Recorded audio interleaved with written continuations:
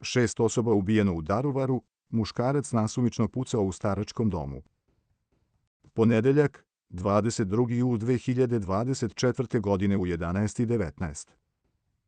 6 osoba je ubijeno, a više ranjeno kada je muškarac nasumično pucao u staračkom domu u Daruvaru u Hrvatskoj, prenose hrvatski mediji.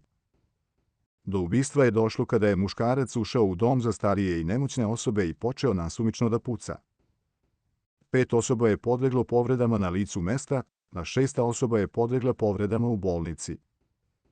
Ubica je posle pucnjeve pobegao, ali ga je policija ubrzo uhvatila kod jednog ugostiteljskog objekta u Daruvaru. Marko Marušić, župan Bjelovarsko-bilogorske županije, rekao je da je to nezapamćena tragedija. Uviđaj je u toku, policija radi svoj posao. Ozlijeđeni su prevezeni u bolnicu. Nadamo se da će biti dobro.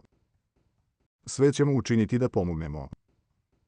Preostale korisnike prebacit ćemo u neki drugi dom, ali svi smo u šoku. Pustimo sad policiji da napravi očevid, onda ćemo imati neke konkretnije informacije, rekao je Marušić. Direktor Zavoda za hitnu medicinsku pomoć Nenad Mrzlečki izjavio je da su na mestu zločina zatekli 4 preminule i 4 ranjene osobe, koje su odmah prevezli u bolnice. 3 osobe hitno su prevezene u bolnicu u Pakrac, a 1 osoba u Viroviticu. U takvim situacijama uvek tako postupamo kako se ne bi opteretila samo jedna zdravstvena ustanova.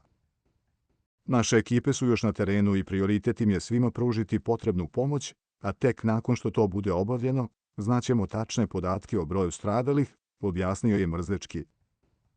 Direktorka Pakračke bolnice rekla je da je u tu bolnicu primljeno 7 pacijenata. Od toga 5 osoba ima teške telesne povrede.